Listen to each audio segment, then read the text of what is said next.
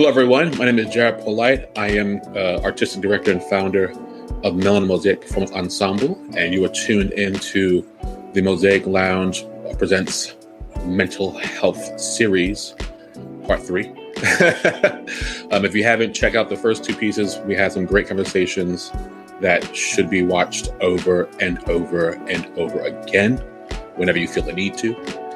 Today, we are blessed to have Lanise Lywood from Melanin Mosaic Therapy, which is inclusive virtual counseling, Black-owned, queer-affirming psychotherapy, a place to bring every little piece of who you are. Please welcome to the stage, Lanise Lywood. Hello. Yeah. Oh. Thank you. Thank you so much for that intro. I'm really happy to be here. I'm very glad that we've been able to connect, Jared, with I like to call them cousin organizations because our names are so similar. We just resonate really well. The first thing I was like, what? This is nice. Oh, that's great. Well, exactly. I have to reach out. I'm glad 100%. And I'm very, very, very glad that you did. So we can make this happen. The topic for today, as everyone can probably see on the slide, is about coping strategies, coping mechanisms, however you'd like to describe them, or whatever label feels like it fits the best for you. So we're going to be talking about that today. Shall I kind of take it away? Please. All right. Sounds good. I will start with a little bit of an introduction. As Jared said, my name is Lanise Lywood, and I'm the founder and owner of Melanin Mosaic Therapy. I won't get into any more of the nitty-gritty on that side because I think Jared did a great job at introducing, who we are, what we do, and who we cater to. Just by way of telling you a little bit more about myself, I have been doing psychotherapy for a few years now. And one of my other passions is speaking and teaching. And so anytime I get a chance to do a workshop or share information like this, I always try to jump at it because it's another one of my passions. And I think that one of my responsibilities in being able to learn about these things and being able to practice these things in my own life is to then pass that on to others. So hopefully they are able to implement it for themselves and just continue to spread it around, to pass it around for all of our collective mental and emotional well-being. So just to give you an outline of where we're headed today, we're going to start off with kind of a mental health 101. What does mental health mean? What comprises mental health? What affects mental health? And then we're going to talk about some warning signs that I think it can be really important to kind of keep in mind. Then we're going to get into the bulk of the conversation, which is about coping mechanisms, coping strategies that you can employ at different times in your life and to meet different needs.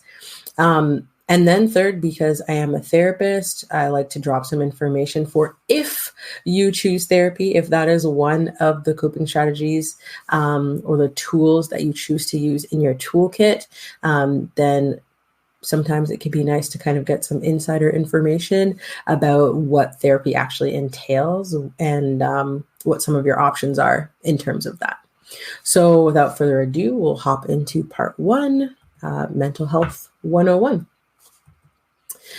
So this is a slide that you will see come up probably one other time in this presentation. I just think it outlines the topic of the mental health, mental illness continuum really well and hopefully somewhat simply. But the point that I really want to drive home is that mental health is a continuum. It is a spectrum. And at any given point, we will all find ourselves at some point on this continuum. So if we're starting over on the section on the left there with occasional stress, mild distress, these things are universal. We are all going to experience them in some way, shape, or form. But when we're looking along the continuum, a lot of times people will use ability to function as a good marker. I think it's very important for us to recognize context. And I think that using functionality as a measure can be very reductive when it comes to mental health.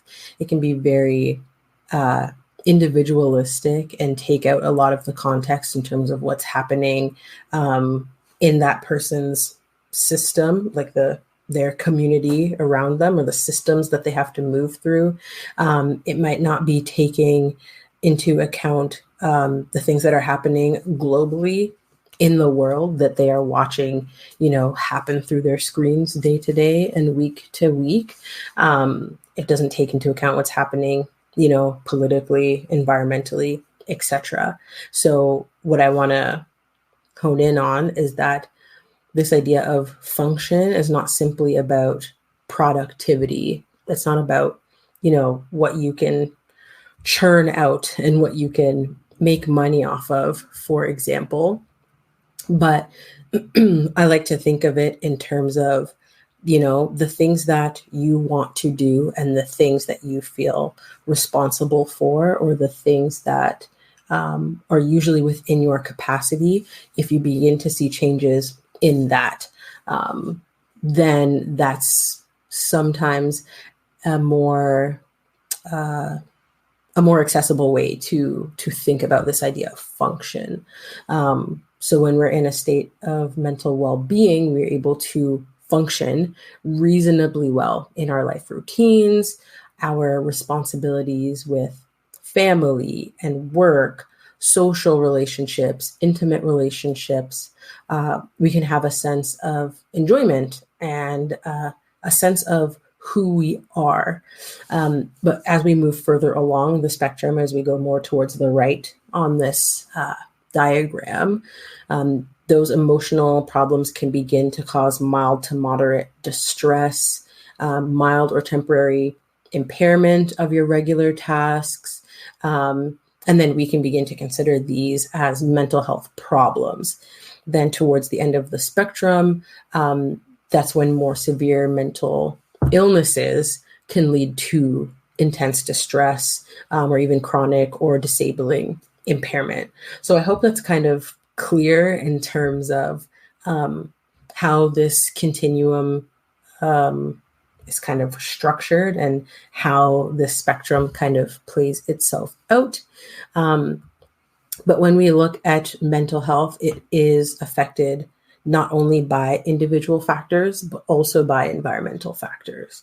So if you have, certain illnesses, your lifestyle in general, stress, trauma that you've been through or that you are currently, chronic or complex trauma that you're currently living through, other personal life circumstances, which we'll talk a little bit more about, but also access to supports and having community around you or having coping skills in that toolkit will help to also maintain mental health and mental well-being. When it comes to diagnosing specific mental illnesses, we won't be talking about that today, but when it comes to getting a diagnosis, it requires a specific group of symptoms, usually a specific duration of those symptoms, and then some level of that reduced function that we spoke about earlier. So, medical professionals like doctors, psychiatrists who would be doing those diagnoses will be looking for a very specific set of symptoms. But even without meeting every single one of those criteria, it doesn't diminish or invalidate the experience that, you might be walking through or that a friend or a family member might be walking through. So when we talk about mental health and mental well-being, in general, minority populations do experience greater risk So down here at the bottom, I mentioned specifically, Indigenous peoples, Black and African diaspora, the 2S LGBTQ plus community. There is a higher risk for things like, suicide, for example, and many minority populations experience this higher risk. So that also includes disability, refugee status, etc. But when we talk about, the Indigenous populations, we have to consider intergenerational trauma from surviving genocide here in the Americas. We have to consider the continued erasure that our society inflicts upon them. We have to think about the, missing and murdered Indigenous women and girls and the lack of justice that has happened there. I'm speaking especially through, so-called Canada and the United States. But then in the Black community as well, we've been particularly affected by the inequalities, as well as disparities in mental health and the healthcare system all around, within Canada, within the States. And also you have to consider intergenerational trauma from surviving the transatlantic slave trade and enduring racism that continues to this day. Then when you look at, I'll just use the umbrella term of the queer community, so often queer individuals can suffer as a result of decreased support from family members, increased feelings of isolation, or being in an environment where, you may not be respected or rights are being repealed from the government. Transgender and gender diverse youth are at increased risk of experiencing social injustices, career development challenges, violence, housing challenges, and stigma overall. So when we hear all these different examples, and then you think about people with intersecting minoritized identities, it really piles up and it really takes a toll. And so it completely makes sense why people's mental health is struggling, because our society has not made it easy for those without power to be able to take care of themselves and just make a living and move through this world in a way that is comfortable and is safe. And so when you feel like you always have to be looking over your shoulder, how could that not affect, your mental health and the way that you move through the world? So we're going to take a quick pause to think. Throughout the presentation, I've definitely built in a lot of ways to make it personal, as it says on the screen. But I want to take a few minutes to kind of reflect on common experiences, and I'll invite Jared to hop back in as we chat through this question. But I'm wondering, Jared, from your point of view, what are some stressors that are common among creatives in your field? The marching arts. We are most times a competitive field. So, with most competitive fields, there's a pressure to perform and perform well and perform to expectations presented or put on someone at the drop of a hat. And sometimes, your environment can drastically change how you prepare and handle the stresses of competition.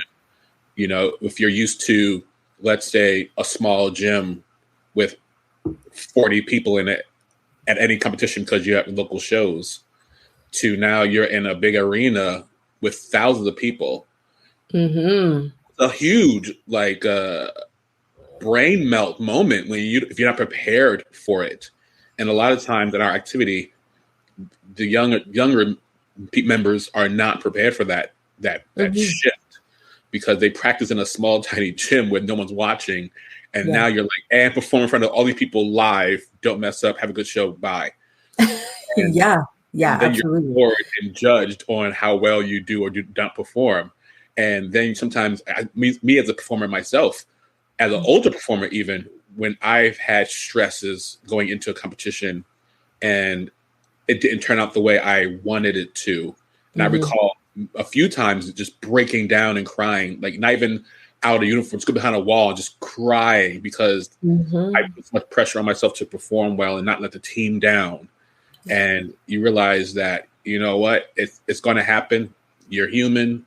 Things will happen. It's a new environment every single time you're out there. Just make sure you're doing the best you can at any given time. And that's all. Because, you know, the judges and the scores are going to be what they're going to be no matter what you do. True. So just go out there, have the best run you can. And if you don't have the best run, then make it up next time. Yeah, for sure. And I think that topic of high expectations is such a big one because sometimes it is about the results, you know, sometimes it's about the behavior and the leadership qualities and the ability to carry yourself, like you said, on such a huge stage in front of so many people. And sometimes that's coming externally from, you know, coaches or, you know, choreographers, leaders within the marching arts. But sometimes it's actually can be even heavier when it's coming internally. Because you mentioned like, oh, I don't want to let the team down, for example. It's not that the team is saying like, hey, you new person, you better not let us down. But naturally walking into it, that's something that, you know, we would feel. Yeah. Yeah. How do you, as a leader, try to help, I don't know, like prepare some of the newer people to balance some of these stresses? Honestly, it's so hard to do because a lot of times these young adults are brand new, 1 year, 2 years. Maybe they've been in front of a crowd outdoors in a football game, or maybe they just started winter guard and have no experience at all in front of a crowd. And I know when I started, some of the things that I was taught from watching other professionals was practice how you perform. And that, for me, released a lot of the stress of performing. Even when something went wrong, I knew how to continue going forward without letting it break me down to a point Yeah. where I just shred down and crumble and don't finish strong. So it really is a matter of just practicing how you perform. That's why I used to say practice how you perform, especially when the rehearsal, and getting those reps in by yourself to make sure that you're prepared, not just to go in and do the job, but do the job to the best of your ability. If you don't practice, can't practice at rehearsal. You rehearse at rehearsal. You practice at home. So those are those small things. You have to really stress to the performers when and where rehearsal and practice and how you perform really goes hand in hand. Yeah. Yeah. I love how you said that. Like you don't practice at rehearsal. You rehearse at rehearsal. You practice at home. Yeah. And I feel like that ties in really well to our conversation or like the topic of this workshop as well, because, you know, when you're coming into those high pressure situations, the things that you're practicing at home in terms of your own emotional regulation or practicing some of those coping strategies beforehand actually helps you then when you're in game time, when you're in competition time. Honestly, even sometimes when you're at rehearsal, right? Like there's an expectation sometimes to suppress your feelings when you're at rehearsal and when you're at comps.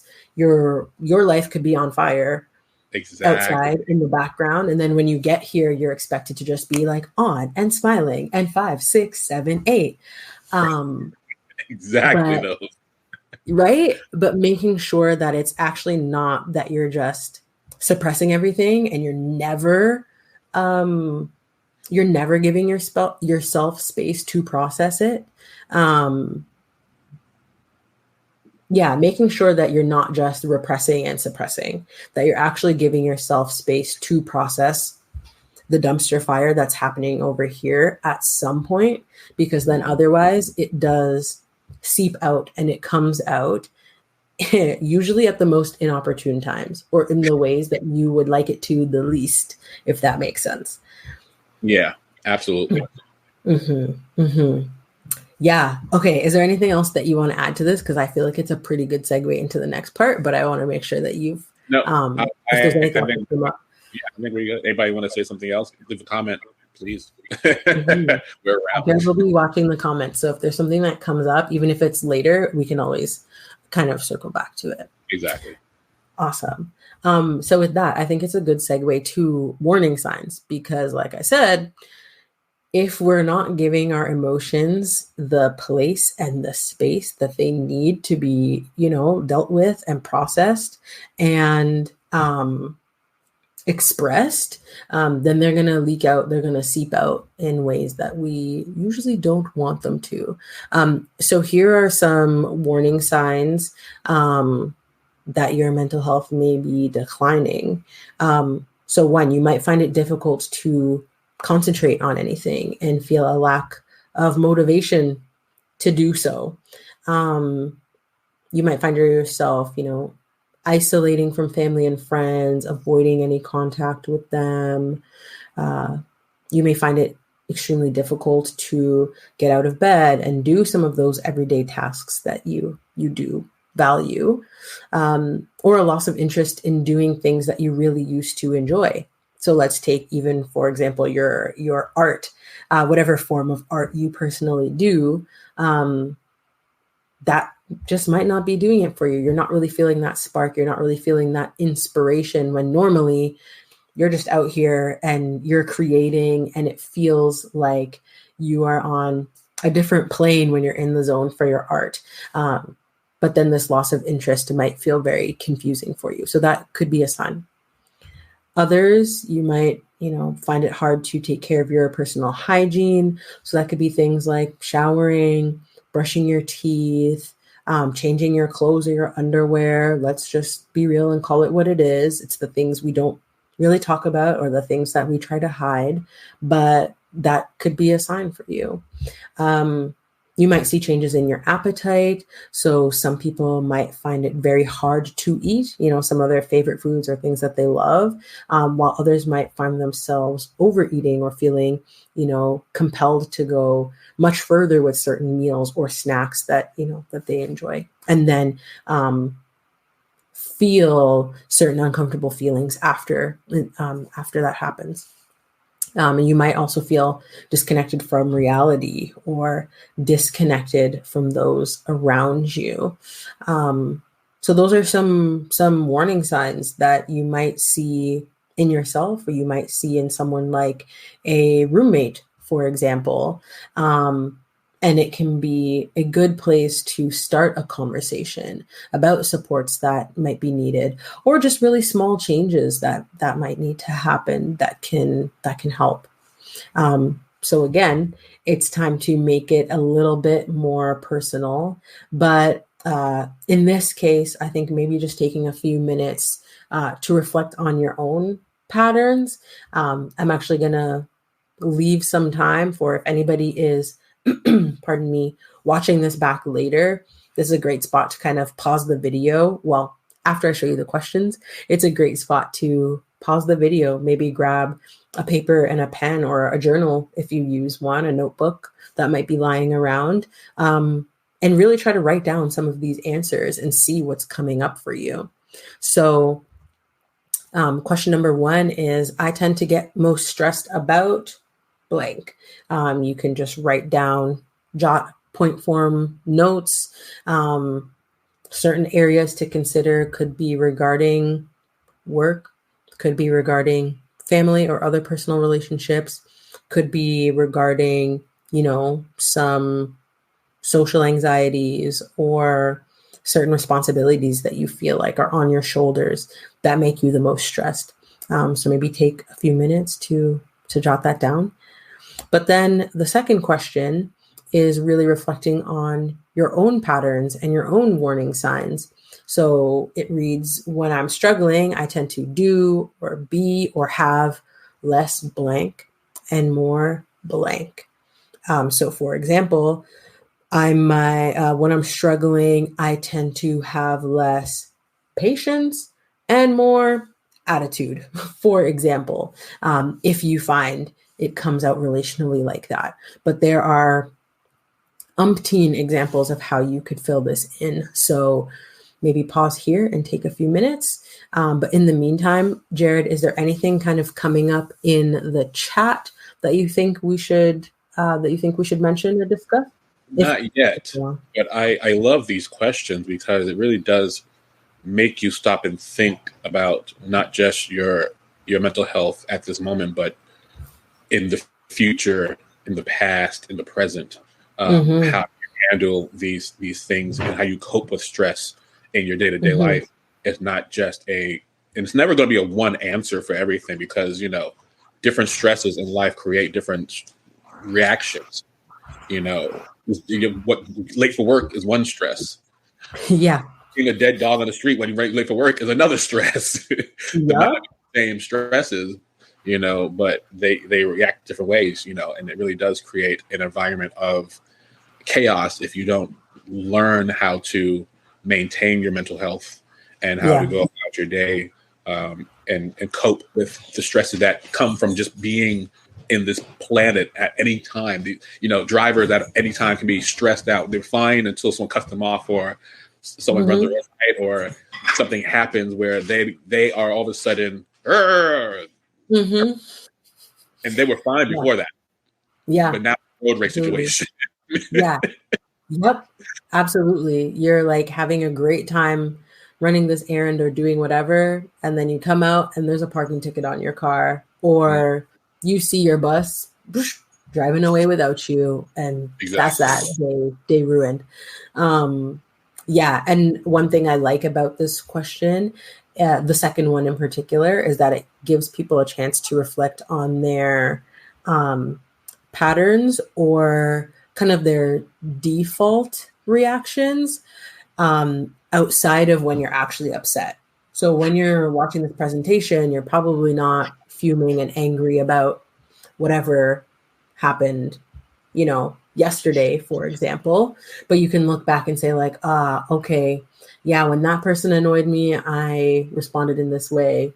And when I got a bad result on this thing, I responded in this way. And so I can see that I tend to, not all the time, but I tend to react in this way, for example. Exactly.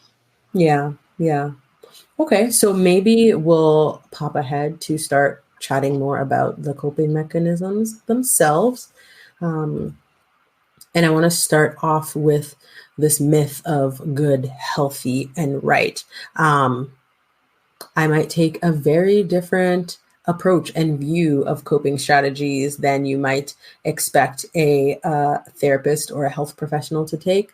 But I think that is a good thing, as, I'm a liberation-oriented therapist, and I'm working on, decolonizing my practice and decolonizing the mental health space. And so I think talking about things in a more liberatory way honestly helps us to give ourselves a lot more compassion, which we'll talk about later. And also is just a lot more real and makes things a lot more feasible and a lot more realistic. So let's dive into that a little bit more. When we talk about good and healthy and right, let's start on the right side, actually, with things that are quote unquote right. Usually putting a label of right or wrong, unless we're talking about like a mathematical equation, is usually a morality standard built on, the lie of white supremacy and the structures that come from that, of saying, this is how we think it's right to respond to oppression, for example. Just this week was the 4-year anniversary of George Floyd's murder, for example. And I remember a lot of conversations in 2020 when, the Black Lives Matter demonstrations had flared back up and the movement had, regained some momentum. And a lot of people saying, well, if you just, asked nicely, then blah, blah, blah. I can't even make up the rest of the line because it's fictional. But saying like, oh yeah, the protests and the riots are not right they're not the moral way to get rights, and they're not the moral way to protest anti-Black violence, for example. So that's an example that I hope kind of makes sense on this myth of right. But then we also talk about, what is healthy. And I think that comes from, ableist assumptions. So when we say ableist, it means like, what's a good way to define ableist? Like discrimination against disability. And so when we're trying to categorize things, especially coping strategies, as healthy or unhealthy, oftentimes it's coming from this ableist assumption that there is one objective goal for our bodies and how they should function and how productive they should be, which I've already spoken about, functionality and productivity. So I won't dive into that again.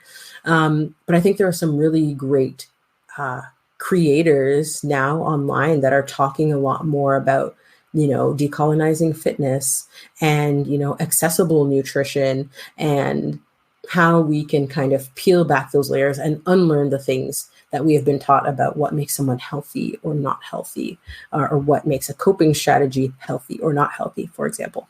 So then when we get to things being labeled as good, it really just kind of comes back around to those Eurocentric value judgments. And that's it.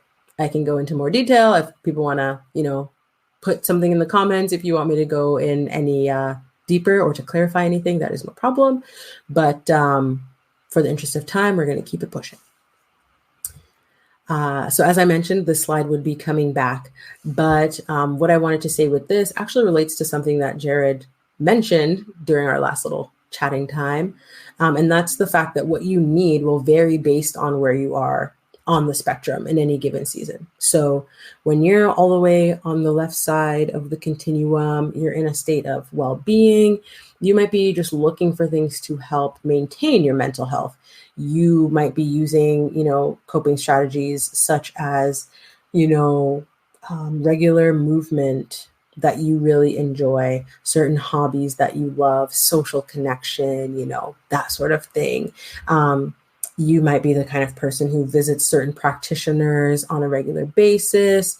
Maybe you have a massage therapist, or maybe it's about, a physiotherapist that's helping you rehab a certain injury that you had before. But depending on the symptoms that you might begin to experience, if you move along the spectrum, therapy might be something that you incorporate, certain psychological assessments, or if you're looking for a diagnosis for something, for example, like ADHD or autism or bipolar disorder, that sort of thing, then that can be a different sort of coping strategy, and adding something else to your toolkit, a diagnosis, for some people can be very helpful. Then at the more severe end of the spectrum, you might be looking at a combination of treatments. It might be the, regular involvement in your hobbies or a new one that you love, in conjunction with a particular medication, in conjunction with, a particular health team, seeing your doctor regularly. It might involve certain crisis supports and forming a community around you that can check in on you and that that you can lean on to talk through some of the harder days and some of the harder experiences. But in general, if there's one thing that you take from my talk, is that we should reframe coping strategies in terms of purpose, not in terms of arbitrary labels of healthy, unhealthy, good, bad, etc.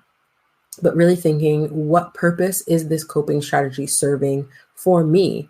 So let's discuss some examples.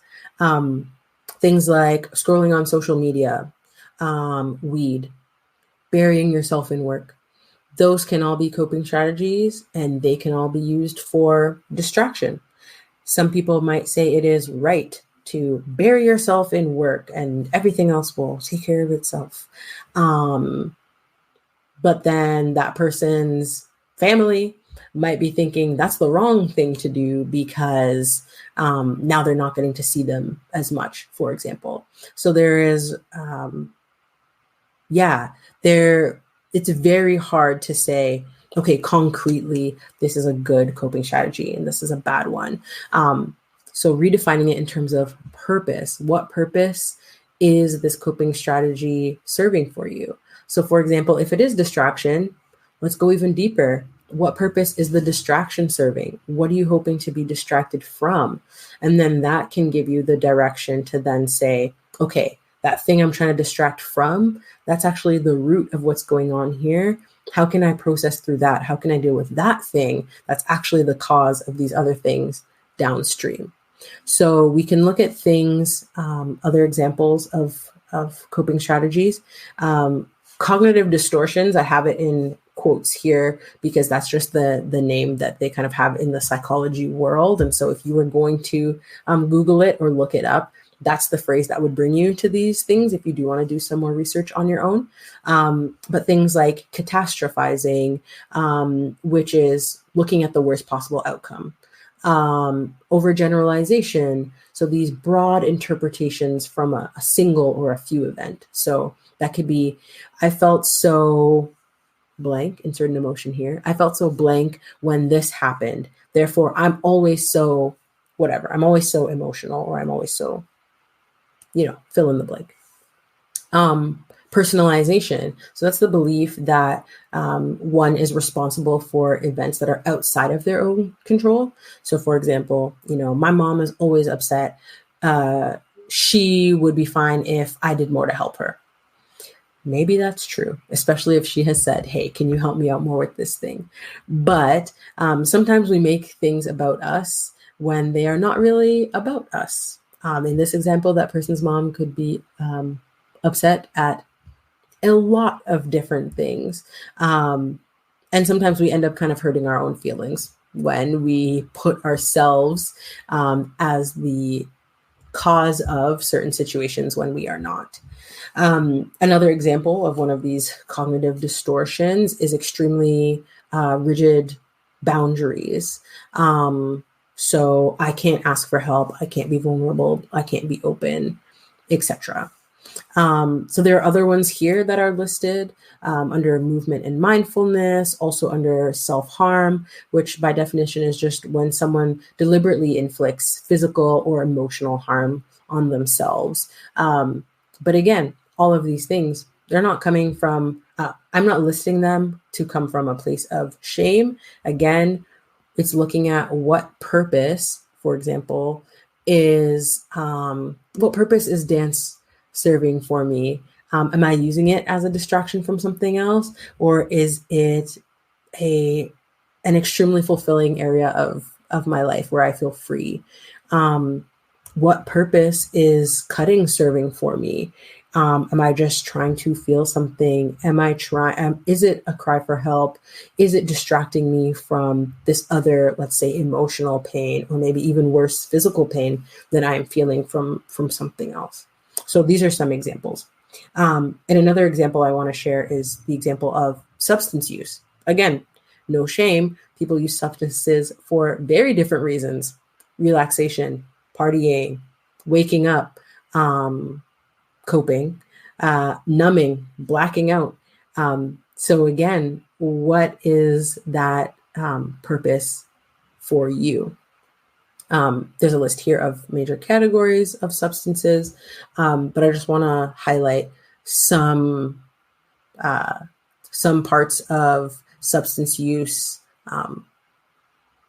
that might be concerning for certain people. Signs for yourself or for people around you. It's just good knowledge to have and to be aware that when people are diagnosing substance use disorder, there are four main criteria that they look at. One is feeling like you have less control in terms of the amount that you're taking, or the amount of focus, or the amount of money that you are spending versus what you planned. Number two, if people are experiencing social impairment, so again, struggles to fulfill those responsibilities that they want to fulfill, or they are starting to experience more relationship issues. Three is biological changes, and when we say that, we're usually talking about withdrawal. So when it's coming out of your system, you are feeling negative physical effects, or you find that you are really building up tolerance and it's taking more and more and more amounts to feel the same results that you were feeling at the beginning.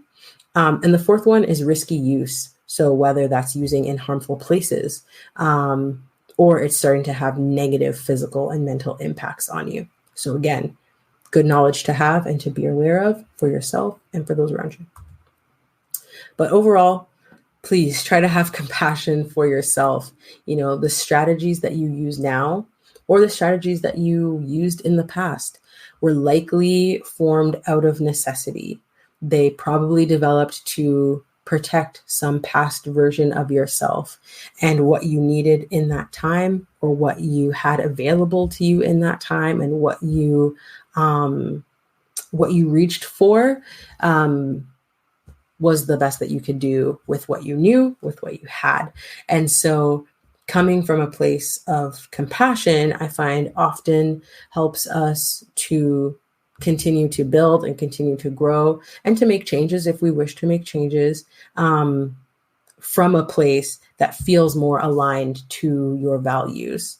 And so we're going to probably move towards ending soon. I'll do a time check with Jared soon, but I do want to make it personal one more time and leave you with some questions that I think are honestly better to take some time to reflect on. These are really big questions.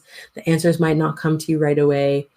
So if you normally need more time to process deeply, I definitely encourage you to pause, write these down. If you're watching live, write them down and come back to them later when you have more time to like really sit, center, get in tune with yourself, and to reflect. So I'm going to leave these on the screen, and I'm going to check in with Jared, how we're doing for timing. And also, has anything kind of come up for you? Oh, so many things, but I can't even, I would take hours because, you know, in the North Americas, Canada's, and where I live in New York, the cannabis is very, very prevalent. And it's definitely one of my coping mechanisms, coping strategies. But also, again, it does. I know what I'm running from when I'm doing it, and it's usually some kind of stress that I don't want to deal with, and I'd rather be a creative at that moment. Whether it's work, I'm like, okay, enough work. I'm done punching buttons or whatever. Let's be creative for, you know, a couple of hours. Let's, you know, think of some ideas that like, ooh, these are great ideas, and it's just releasing that little bit of tension for a little bit of time, and letting yourself not feel the stress. Dancing or going for a walk. You know, a lot of times 2:00, I'm like, okay, dog is ready to go. He's like on my arm, like, yep, that's the right time. Put on headphones and just go for a dog walk for, you know, 20, 30 minutes. And now I'm relieved of little stresses that I did have when I was just crunching at the computer. Now I'm like, okay, I have a different mind. So eat a little lunch, you know, get a little water. All right, now we can go back to, you know, work, and now I'm feeling different about the task at hand because I had a rest, a reset, even if you say. That. Yeah, 100%. Sometimes it's literally just changing your environment, giving your body and your system a little bit of fuel, getting some fresh air, and new person, new personality. This is great, rejuvenated, ready to go. Exactly. Yeah. Yeah. Awesome. Okay. Wow. But yeah, we're about 44 minutes in, and that's great information. Yeah. That's your last slide? No, I can just close it out. It's probably been up long enough. I hope people were able to jot it down or just take a picture. So let me just pop over and close it out then. Our timing is good. I quote myself. And this is a me quote. It is okay to know where you want to be, believe you can get there, and take steps toward it without putting yourself down for not being there yet. In people who join me, two people who join me in therapy, so often I say, like, you need to be your best teammate. And a lot of them play sports. Like, hey, if your teammate is missing shots during the game, is it helpful to be yelling at them and putting them down? And everybody knows it's a no. But so often, like, we do that to ourselves, right? Like, we're not where we want to be yet, and we put ourselves down, like, oh, you're so this, you're so that, you'll never this, you'll never that. And I'm like, you're being a bad teammate to yourself. How can we change things around so that you are being the best teammate for yourself right now to get where you want to be, you know? Yeah. Absolutely. So, absolutely. I definitely felt that way with Melanin Mosaic Performance Ensemble, being a year in and always thinking where I want to be is not where I'm at, but then I have to think how far I've come. Yeah. And think about that was good. Mm-hmm. I started was literally a laptop on my bed to, even being here talking to you and this mental health workshop. Yeah. It's not where I ultimately wanted to be, but it's a great stepping stone to getting to where the next level is. And I'm ecstatic that we are able to provide these conversations and talks to our communities, because honestly, no one else is doing it. And it's imperative that we do present these things to people who need it. Because if you're not, then you're going about it by yourself. And sometimes that's not the best situation at all. Yeah. Absolutely. I think that's so true. I'm just going to skip to that last slide and like say a big thank you. Thank you, one, to you, Jared, for setting this up and for having the vision and for wanting mental health to, be a topic that you bring up for your performance ensemble. I think it's really great that you're offering it.